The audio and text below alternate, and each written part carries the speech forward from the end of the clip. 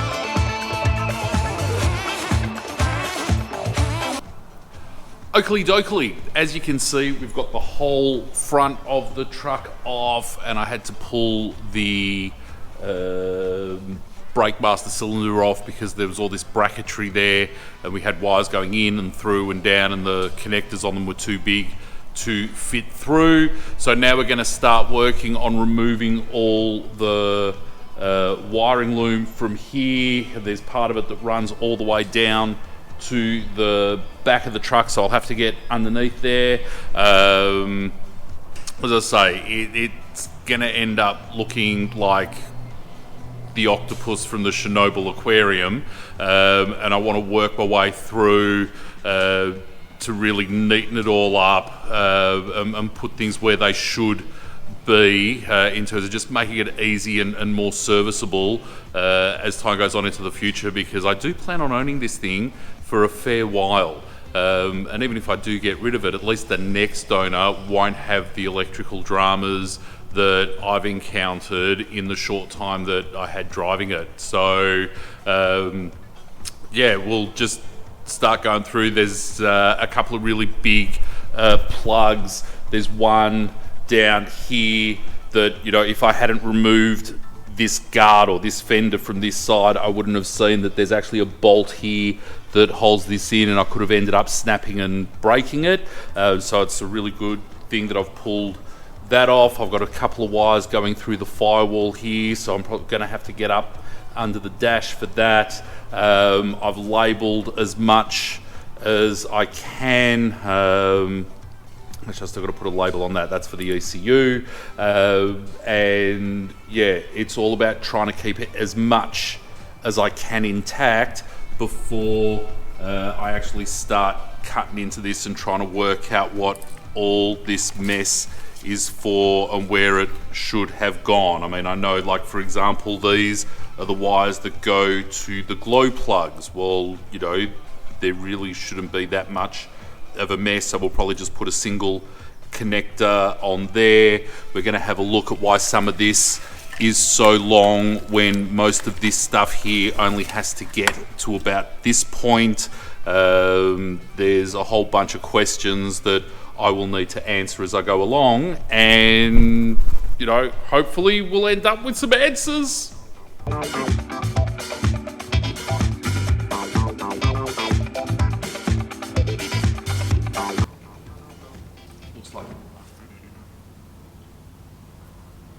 It looks like this has a couple of tabs from the inside. We'll plug in, it's like a master cabin plug.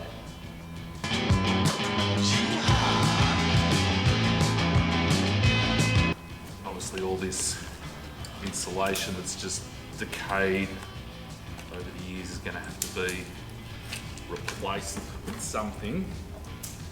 Otherwise we're going to get a lot of heat into the cabin, which is what we don't want.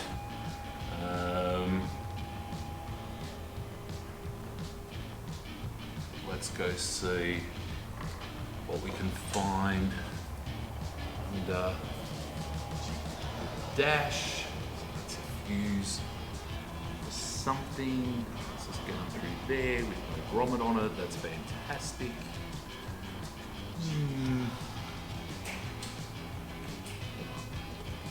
Well, let's go inside and see what we can find, because I really want to get all this disconnected to come over before I start pulling all the clips off, because I don't want anything hanging, potentially pulling stuff out.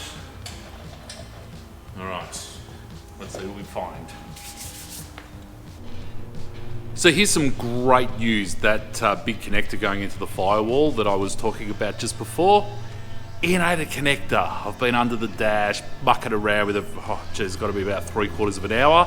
Basically, it looks like it's just a big grommet that bolts onto the firewall, and everything's going into the dash. So I really don't know whether I want to pull the whole dash out. I've had a look underneath, and as I expected, it's a bit of a mess in there.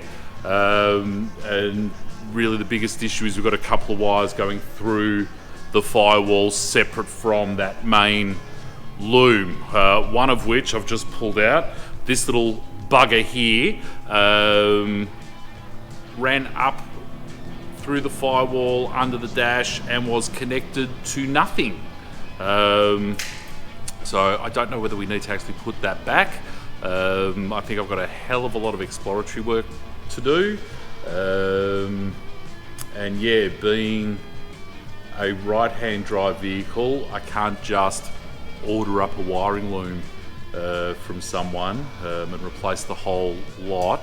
So I'm going to have to try and work my way through all this, whether I attack the loom for the engine in situ where it's sitting, or whether I do go to the trouble of pulling it all out and basically doing a full rewire on this truck, will be determined as the day goes on. Alrighty, so something I've discovered. You can see I've already pulled the throttle pedal out just so I can get a better look at what's going on underneath here. I had a red wire coming in through the firewall that seems to be connected into there, which was for the trailer brakes, but then it's now piggybacked off and traveling up in here. So that's taped into there, which then goes off under the carpet, which also comes up into the dash. It's a connector of some sort up here, and then we've got this black wire here that also starts behind the firewall that goes out, the white wire that's connected to the, which I'm assuming is the earth for the trailer brakes, goes out a different hole in the firewall. I've got a lot of work ahead of me to work out where all this comes from, goes to, what needs to be here, what shouldn't be here. Yeah, this could take a fair while.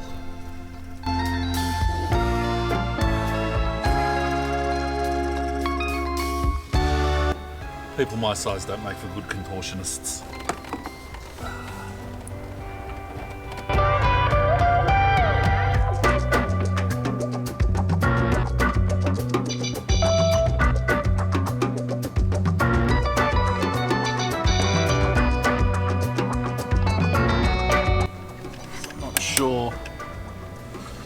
Not sure if you can see them from there, but I've got a couple of 15mm nuts here to drop the steering column and get to the dash. Steering column is loose. I really don't know which is the best way to go about this. Oh, I'm looking really disheveled there, aren't I? I don't know which is the best way to go about this, so I'm just going to tack it the best way I can. I'll probably have to, I'll probably end up pulling something off and find I've got to do something else first. And, there will be a process. I'm sure someone's put instructions up on the interweb, or there'll be YouTube videos specifically on that.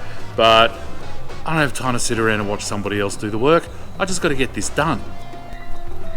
Alright, so I've been mucking around for a good few hours with this thing, and it's getting real hot in here. I'm going to call it quits for the day. As you've seen, I really don't have much to show you this episode because I've learned that I really have to pull the dash out. I may even have to go as far as pulling the interior out. There's just wiring all over the joint. It comes in one side, goes out the other. This has been piggybacked off that, has been wired into this. There's stuff running up and across that to my mind shouldn't be there. There's stuff running under the carpet. I don't know where that goes to. I know I've got stuff that runs up through the floor behind the front seats. I've got no idea what that's for, considering that all the wiring for the taillights and the lift pump and the fuel gauge sender are all running down this side of the truck, but I seem to have wiring coming up through the floor on that side of the truck. It is a bit of a conundrum and a hell of a challenge, but hopefully next time we'll get the dash out, we'll see how far we've got to go, and the seats should be easy peasy. There's only a few bolts holding them in, and hopefully we can get it all out, because really ideally what I want to do is to be able to lay this whole thing out on the floor and start to work out what goes where, why it's been put where it is. Probably run some of this wiring on the other side of the truck, which will mean wiring up the back in the opposite direction, but we're just going to see how we go with it. But yeah, it's just like, it's like 30 odd, 35, 36 degrees outside. I don't even want to think about what it is in here. I really would love a place with air conditioning, but you know what, you can only afford to pay so much rent.